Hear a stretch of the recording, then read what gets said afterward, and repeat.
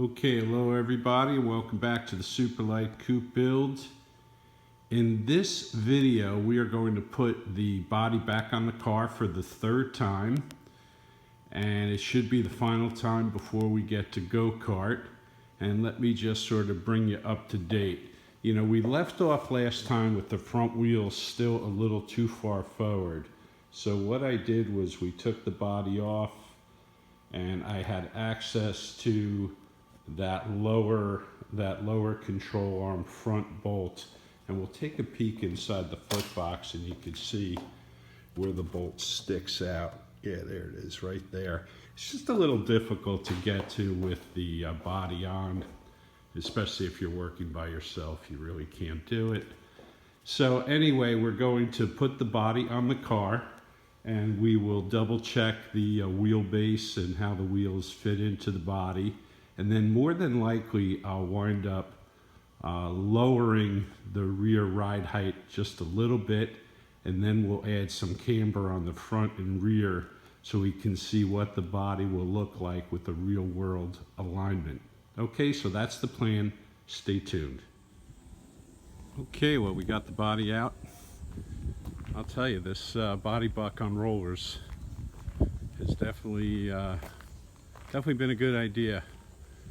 Well, here we go. We got some, it's a spy shot. A little bit of the rear tail light design coming in. Not sure what direction I'll go. But anyway, we're going to get to work. We're going to put the body back on the car, and we'll see how all the wheels line up now. Hopefully it'll do the trick. All right, well, we got the body back on the car, and I think we've gotten this as good as we can get it. So I'll zoom in a little bit. Basically, it's about between 1/10 and 2/10 of an inch between the front and the rear. So that's the passenger front. Here's the passenger rear. That looks good. We'll walk over to the side of the car. You know, the bottom line is the wheelbase is just a little longer than the body, which, you know, can't explain that one, but that one looks good. And then this one was sort of the troublemaker, and I really got that nice and centered. And at this point, I've got a couple screws in the body and also in the interior tub to hold the body where it needs to be and where the interior tub needs to go. The next step is, you know, I'm going to drill a couple holes back here to really finalize where the interior tub is going to be. And then we're going to add some camber and lower the back of the car just a tad and get a sense for what a real world alignment is going to look like. All right, so stay tuned. All right, so I added a couple screws along the back. I have the original screw from the factory up front, and then over here I just sort of changed where the screw hole was in the fiberglass. You know, where the tub was originally located was off by about 1/4 inch. But anyway, this is great. Now I can take the body off and install those interior tub closeout panels. The other thing I did was I just wanted to make sure the body was equal left to right before I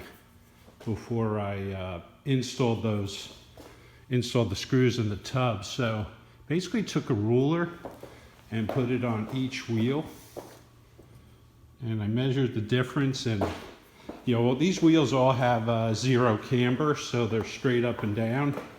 And you can see, you know, the fronts poke a little bit, and the rears, there's virtually no poke.